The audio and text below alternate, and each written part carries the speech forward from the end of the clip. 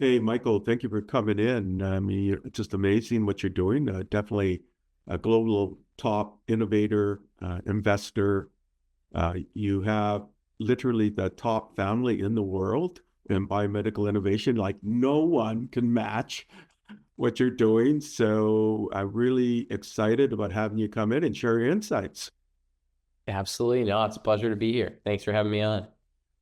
So Michael, what were those magic inflection points in your life that made this wonderful person and career you have today? And of course, you have an outsized impact on innovation globally.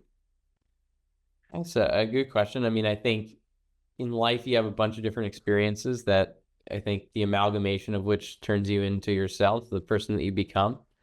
I think for me, I was very lucky that early on in my life, I got a lot of exposure to meeting people and having experiences where I got to where I get to see these kinds of companies or innovations that were being creative. When I was in high school, I spent some of my summers at different biotech companies or VC funds. And so that was my first foray into being able to, get exposed to that. And that was really exciting to me. And as I've gotten older, and further in my career, I've been able to have much more experiences, ranging from being in operating roles of startups, different VC funds on the investing side, or even movie making. Yeah, I mean, you definitely are at the confluence of really all of the major innovations that are happening, and now you're the managing partner, in fact, founder of this new fund. Tell me more about this fund. I mean, what does it do? Yeah, but I can't say all that much because we're still in stealth mode, but generally speaking, we'll be investing at the intersection of software and health, predominantly in the biotech space. Looking at platform deals, biotech deals, therapeutics companies, and areas like that. And we really want to be earmarking where we see the future of biotech going. And predominantly do seed and A companies, so early stage venture. It's been great. Really enjoyed building it, and we'll be excited to share more when we come fully out of stealth. Yeah, I mean, you also come from a really foundational family, right? And you're a key part of that. I mean, even looking at your early education, right, in science, technology, society, double minor in entrepreneurship and sustained development. And as you mentioned, you've had this experience and investments and so on.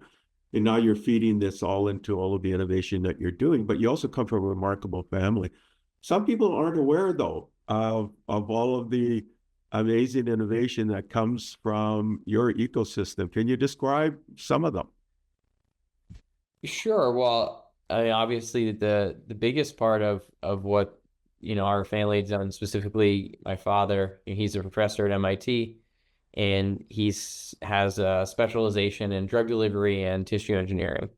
And their lab has really innovated in those arenas, and they've been pretty prolific in patenting, publishing, and spinning out companies. So by the numbers, I think he has over 1,500 patents now in these specific verticals.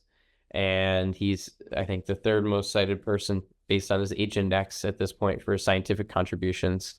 And their lab has spun out over 45 companies. And so they've really created this quite innovative model as a lab to be able to take translational science and turn that into companies that can help patients and have a lot of impact. So they've been able to be really successful in that regard. And I guess the biggest example of this, where we've seen that on the big scale is Moderna, where my father is one of the founders of that company. Yeah, and I think he's one of those 12 institutional professors at MIT, and I believe he has the biggest lab, right? Yeah, he has the largest bioengineering lab in the world. They have about 150 students and postdocs and around 20 million in non-dilutive grant funding each year to be able to sustain that. Yeah, and I think what's unusual about your dad, Bob Langer, is that in the early days, it was really challenging for him because he was not in medicine, and yet he did all of this innovation, right? And it really was an early thinker in the translational space, right? really being translational, but also interdisciplinary. Yeah, I mean, I think one of the things, and it still stays true in his lab, is they want to be able to have a lot of different people with diverse backgrounds from where they've been in their careers. And so I think through that, they've been pretty thoughtful about how to bring together the right people from those different places to be able to really innovate, I think, in a strong way. Everyone from engineers to medical doctors, that's something that my father holds as a really important piece of how their lab operates. So what I'd like to do now is just spend a little bit of time going back in time with your journey, and then what you specifically see as sort of really amazing coming out of the gate, for possible acceleration in the future. So first of all, I indicated that, you got this BA from Lehigh University in Science, Technology, and Society. You got this double minor in entrepreneurship and sustained development. You then spent some early time in startups and venture capital and funds, including Ackley Interact Labs, Udacity, Modern Metapolaris Partners, and Boston Seed Capital. Can you tell me more about that time spent there, and how did it shape you and your understanding of this whole venture space? Yeah, I mean, my first experience was when I was 16. I spent my summer at Polaris Partners, which is a fund that has worked a lot with my father's lab in the past. And so, yeah, I was lucky enough to kind of see different companies and shadow them. And I'm not sure how much value I added as a 16-year-old, but I think it was a really great experience for me to be able to see these companies and how they thought about evaluating companies. And so I really enjoyed that. And that was a really positive experience for me. And then I went to one of my father's portfolio companies that he created called Semper's Biosciences, which was a material science company around catheters. And, I did a bunch of different sort of business development projects for them, market analysis, early stuff. And then as I had some of my other summers, I got to spend time at a hair product company that we founded called Living Proof, then Achille Interactive Labs, a video game company for treating ADHD, and then a few others. And so by the time I finished school, I then went on and I spent time looking to build my career in that intersection of technology and biology. And the company that I came across that I really was impressed by was this company that was called Pear Therapeutics. And they were taking an innovative approach to thinking about the regulatory pathway around software to be able to show that it can treat disease. And I went in there as an analyst, and the company grew really fast from 20 people to ultimately over 300. And we really were pioneering this area of digital therapeutics, which was essentially making digitized medicine to treat disorders, specifically for us in addiction and insomnia. And unfortunately, the model didn't work because of the payer ability of reimbursing these pieces of software. But it was a really important experience for me to see that high growth in a biotech like environment. And I was able to rise a lot in the company and grow. And in my career, I was promoted, I think, 7 times, and and ultimately became the head of M&A and the acquisitions of any early stage assets that we were looking at. And so that was a really great place for me to cut my teeth for deal making and just growth of a biotech company. Yeah, I mean, it's really quite interesting what you did at Pear Therapeutics, right? You had a search and evaluation in licensing. I mean, you led or co-led 15 different transactions as well. And then, as you mentioned, you discovered and developed and delivered clinically validated software-based therapeutics, right, for better outcomes. So it really laid the foundation. Yeah, I mean, I think as a model, it's a very interesting one. I think, unfortunately, it didn't end up working because of some of the pieces of the model, but I think these things really work. If you look at the clinical data, it really does help patients. And, I think there's a lot of potential there in the future. And so certainly watching from the sidelines now to see how the space grows over time. Yeah, and then you previously founded Old Silver VC, which is a family investment firm, and you invested in startups in healthcare and deep tech with a focus on materials.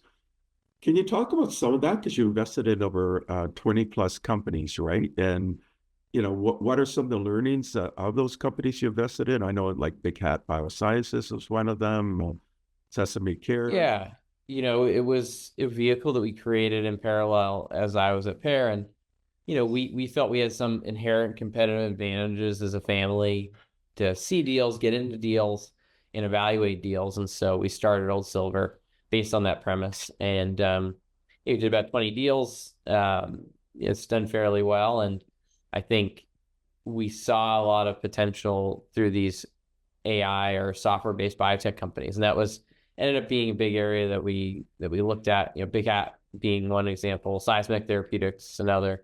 I think that there's a lot of exciting things happening in that space in biotech. And so it's something that I'm personally passionate about and excited about. Yeah, and in Alto Pharmacy and Open Trons, and Susan Langer is also involved, right, as head of strategy at Biogen and current board member. And then, of course, your dad, who was at MIT and founder of all of these companies. So I think quite a great legacy. Yeah, it was great. It was great to get to work with my family. My sister has built an incredible career. Was the former head of strategy at Biogen, now is on the board there, and she now runs one of my father's startups, and so she's had some incredible experiences in building companies as well. And so that was great to be able to get to work with her. She's extremely impressive and thoughtful about the biotech space. Now, you indicated your fund is still in stealth mode, and more will be revealed when you launch publicly. But what led you to think, you know what, I want to do something like this? What was the kind of the inspiration for that? Yeah, I mean, I think we wanted to have a bigger platform to do it with. So we felt that creating a fund around it would be the best way to do that. And so that's why we created it. And so that's been a great experience so far. And I think it enables us to be able to do more and build something that is longer term. And I think it was the right decision. And when I have more that I can share, I'll be excited to share that with you. The interesting thing is, though, you have a family office operation, and can you tell me what the difference is between a family operation, angel investing separately, and then having a kind of like a registered fund? I mean, you're all investing, but there are differences. Sure. Yeah. I mean, family offices, there's many of these, out there, and the big thing for family offices is that what they're doing is that they're really kind of, I mean, they're all very different. They all have different goals and strategies, and each one, has different focuses. I think generally, most family offices, some of them are more diversified. They are thinking about different allocations to different asset classes. Some of them are very specialist. Some of them are sort of hybrid family offices where they outsource some of the things to other managers and then do some things internally. So it really just depends on the family office. In the biotech space, there's certainly some active family offices in that space, but not a lot because it's such a specialization. So I think you don't always have the right backgrounds to be able to do that well. But I think, funds, they're very structured about investing in one specific way and creating an infrastructure to do that well. So I think that's really the main difference is that, you're raising outside capital to really create a streamlined structure to be able to invest well in a specific space or vertical. Yeah, the thing though is when you set up a fund and you have LPs to manage, right, where it's family owned, it's your own money. So there's a different atmosphere. And what are the advantages in then getting, partnering with other sources through having LPs being, a lot of the audience don't know what an LP, it's a limited partner, but it's an investor in a kind of like a registered fund or some institutionalized fund. it does make the investment different, right? Because you other people that you have to also consider. Yeah, I mean, I think the biggest thing is that you're managing other people's money. And that is something that is very different. You have to think about all these other people and have all sorts of other stakeholders. Someone might be annoyed about one thing or feel that they're not getting enough attention or this or that. And so you just have a lot of different stakeholders that you have to manage that you wouldn't have otherwise. And so there are pros and cons to that. So I think it just really depends on the person as to, how they want to maneuver that. And so, we've found that I think the pros outweigh the cons, but it's certainly something you have to think about, as you decide to raise capital. Yeah, I mean, so because you've done it all, you'll have an interesting perspective. But you also have some kind of relationship with the Terrace Institute of Biomedical Innovation. Can you describe that? Yeah, I mean, Ali, who founded or who is now the director of it, he was in my father's lab, and he's great, super charismatic guy, super smart guy, and they've worked together for a very long time. And I think they're doing some really innovative things around research and translation of that research. And Ali is a great custodian for that. And I joined the board just about a year ago, and so I've been really impressed with what they're doing, and I like that they're doing it in LA because it's a different ecosystem. In Boston, you have this quite specific ecosystem. So I think that being able to do that at scale in other geographies around the country is important. And I think LA, and I think there are probably a few other hubs that are really up and coming. And so I think it's really good what he's been doing in that regard. Yeah, and you mentioned Ali. You're talking about Ali Codamusini, who is the CEO and the founder. So for the audience who aren't familiar with that, the position that Ali has, and Ali really has a great background. I mean, he doesn't match the 350,000 or whatever the number is, a lost count of citation that your dad has, Bob Langer, but he's getting up there, right? It's like over 130,000, I think, citations, something like that. So I don't know if he'll ever catch up, but he's on. He's an impressive guy. Yeah. Yeah, and I mean, your dad, I think, has the most citations in history for an engineer, for somebody who has kind of like an engineering background, right? So he's like number one in the world ever. Yeah, no, he's amazing. Yeah, and he's a nice guy, right? So sometimes people who have that kind of accomplishment are, can be unfriendly, but he's a nice guy, right? And just like Ali is a nice guy. So Ali is, your dad has mentored him, but now it's kind of like peer to peer, right? Yeah, no, he's, I think, a great colleague of my father's. I think he has immense respect for Ali. Yeah, I mean, Terrace just made this announcement that they're going to do this bioprinting of organs, and they're now on this mission. What do you think of that? Do you think how viable is that idea of being able to print organs and you don't have any of this immunity issues and things like that, right? I think it's very interesting. I think that there's a lot of things that still have to happen to make that work, but I think it's certainly an emerging and exciting area for sure. So let's spend a little bit of time on that before I get into the nonprofit side of some of the things you do. Sure. So what do you think is really interesting in the biomedical side? I mean, there seems to be a lot of interest in what Yamanaka started to do. He got a Nobel Prize in 2012 for the 4 Yamanaka factors, but there's all these offshoots related to pluripotent stem cells and where they can go. Do you have any thoughts on that, and where you think all of that's going, and then maybe some other trending areas for the future where you think are exciting and you kind of have a lens on them right now, even though it may be still early? Yeah, I mean, I think the AI space is quite interesting around areas like protein design. We've seen some interesting plays where there's where they're looking at different MRIs. That's pretty interesting. I think there's a lot of really interesting arenas around that and how you can utilize data. I think the key is finding the right data. I think that's a compelling area. Radiopharmaceuticals is another space that we've been excited about. Molecular glue is an area that we think is pretty interesting. So there's a lot of different techniques that we're seeing that we think can have a lot of really big impact in the biotech space. And so we're definitely monitoring those, and it's been interesting. So let's mine this a little further.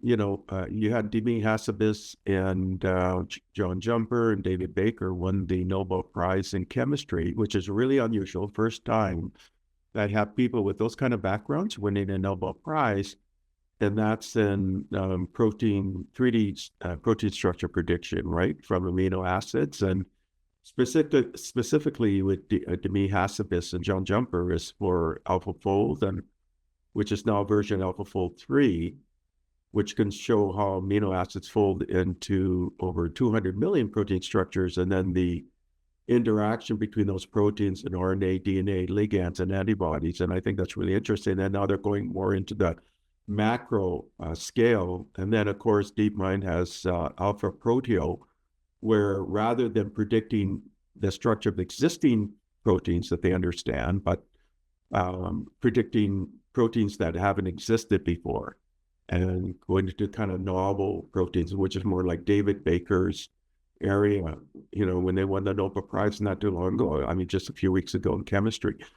So you're watching, and so you mentioned that, and how would you get involved from your standpoint, do you think? Just looking at companies that are affiliated and nearly aligned and then accelerating them in some way?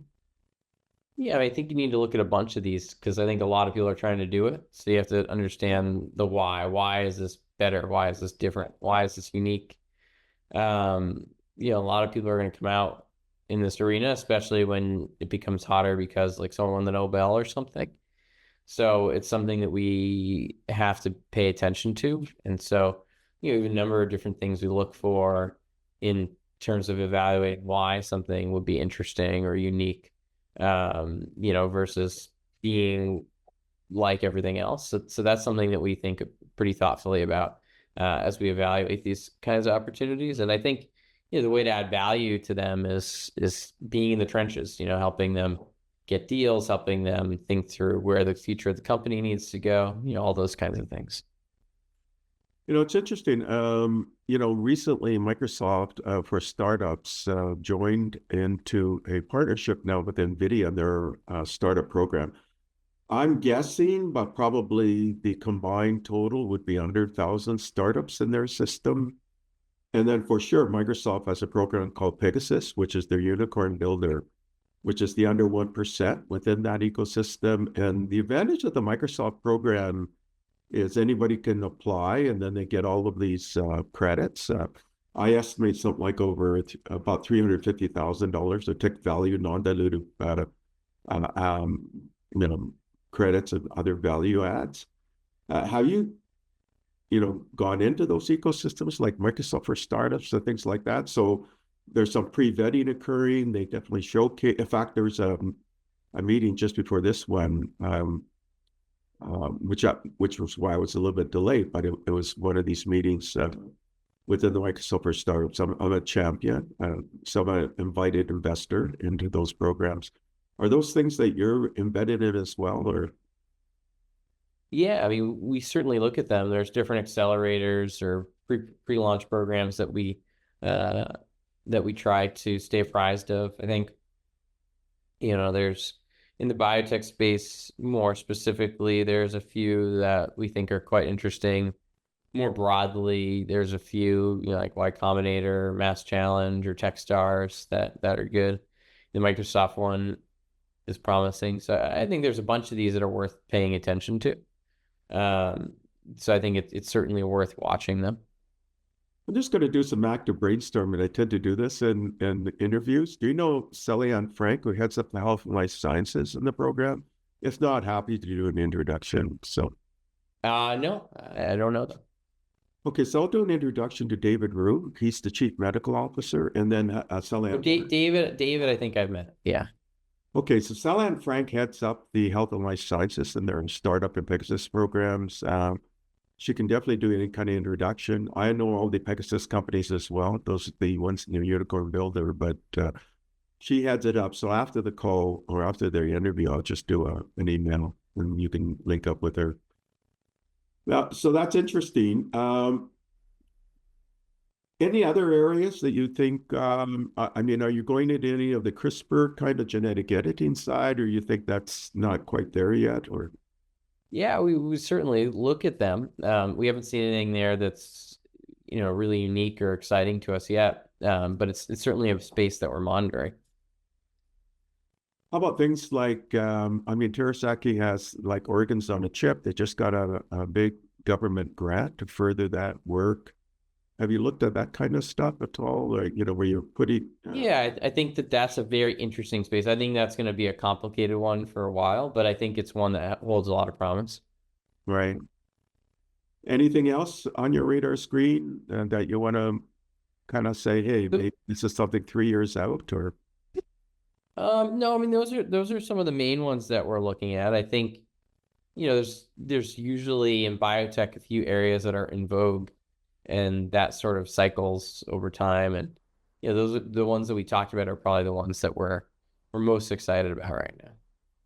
I mean, they do a lot of keynotes, and I talk about Yamanaka for sure, because of the work where rather than using the 4 Yamanaka genes or molecules using 3 to rejuvenate, and then there's David Sinclair at Harvard. Sometimes people think his work is more controversial, but it looks really interesting. Have you looked at any of the de-aging kind of work that's out there? We've looked a little bit at longevity stuff. It's probably not an area we're as interested in right now, but I think it's certainly an interesting area. Yeah, or Altos Labs and what they're doing with sort of like in stealth. So, Michael, you're also active in the nonprofit side. Let's talk a little bit about that. You serve on the leadership board at Beth Israel. Can you talk about that? You're on the global board of directors of Mass Challenge. Let's talk about that. So how about those two first, and then some of the others? Yeah, I mean, I always felt that that's important. And so, Mass Challenge is an organization I've always really liked. I think that they do an incredible job for helping founders. So that was an organization I was excited to get involved with. I joined the board over the last year, and that's been great. And I've really been impressed with the team and what they're putting together. Beth Israel was a little different, but I'd always wanted to be involved with the hospital. And I think what Beth Israel has been doing with innovation is particularly exciting on the digital side. So that made me want to get more involved. And so about 3 years ago, I joined the board there. And then I also joined the Terrace board. Part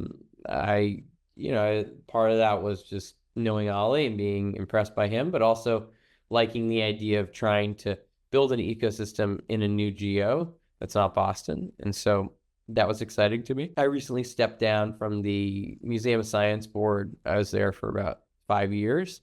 I really like that one. I think what they do is incredible there.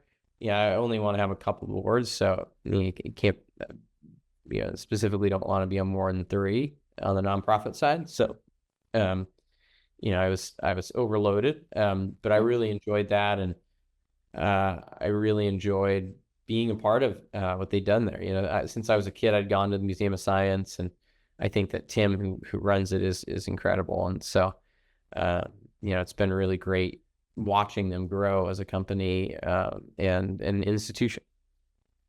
Yeah, but you're also special advisor of special projects at the Galleness Foundation. Can you talk about that work? Oh yeah, that's just our family's foundation. So I just help with different projects that we're excited about as a family, and that's been great. I've had a few that we've done that I've spearheaded. One with my alma mater around experiential learning abroad, and then another with Beth Israel. So that's also been, a great experience to be able to write some of these grants to help people be able to do more. So I've really enjoyed that as well. And then you already talked about the ones that you're no longer directly involved with, but perhaps you can share some of the experiences. You already talked about being on the board of advisors of the Museum of Science. But you also previously co-founded the Young Coders Society. Can you talk about that? Yeah, when I was 23, a friend of mine approached me. He really wanted to create an organization when we thought about, how could we do that in a way that would have some impact. And so he had been playing around with these Raspberry Pis, which are basically these small little microcomputers that are really cheap and easy uh, to do things with in terms of coding. And so we created an org and we put in some startup costs and we went out and bought, I think, like 20 Raspberry Pis, and we basically would partner with a few schools and get them to bring us in for like a 2-hour program where we would help the kids learn how to code through playing with Minecraft on the Raspberry Pis. And so, it was sort of like getting them exposed to this kind of event, to get them exposed to being interested in coding and the possibilities of what that could do by way of having the video game as sort of the central place that would streamline through. And I think we did it like maybe like 10 or 15 schools or something. And, it was a great experience. But it was pretty subscale. But I think for me, it was a good early entrepreneurial experience, coming up with an idea, executing it in some capacity, making sure that gets out into the world. And yeah, I really enjoyed it. And that was a great experience. Did that for a number of years. And then you were formerly a young leader at the Milken Institute. So what was that like, and what were the lessons?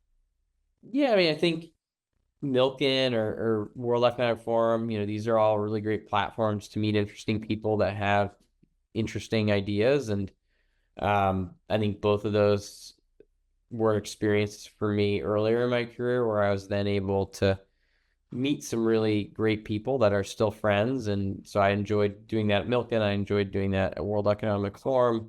So I think earlier on in my career that was really helpful for me for building connections, hearing ideas, sharing ideas. So I'm very glad that I participated in those two organizations.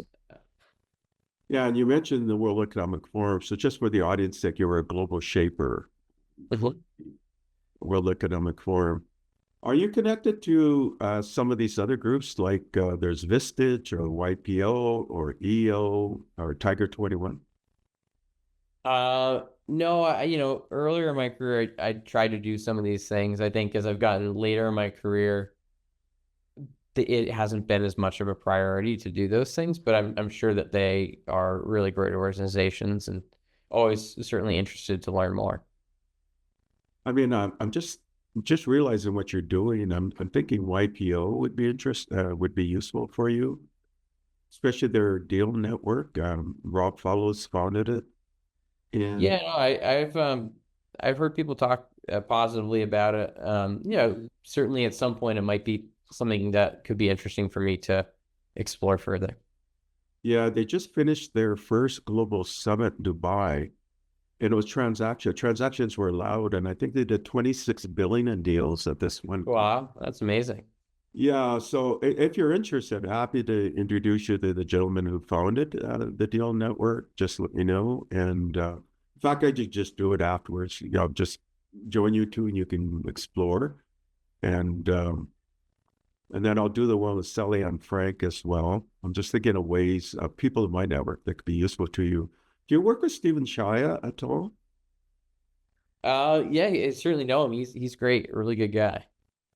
Oh, okay. So you know him, and so that's great. Otherwise, I'll do an intro to him as well.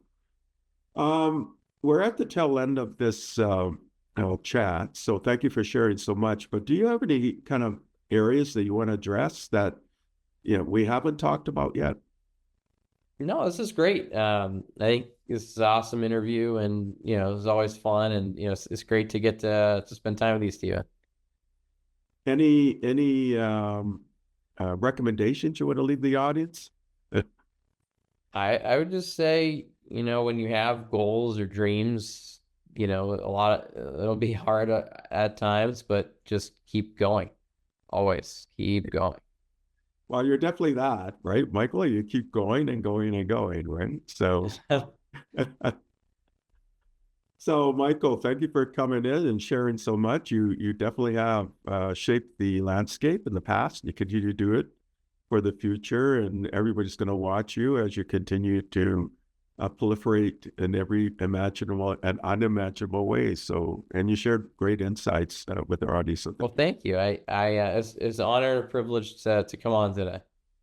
Okay, so take care. Thank you, Steven. Thank you for listening to the Brand Called You videocast and podcast, a platform that brings you knowledge, experience, and wisdom of hundreds of successful individuals from around the world. Do visit our website www.tbcy.in to watch and listen to the stories of many more individuals. You can also follow us on YouTube, Facebook, Instagram, and Twitter. Just search for the Brand Called You.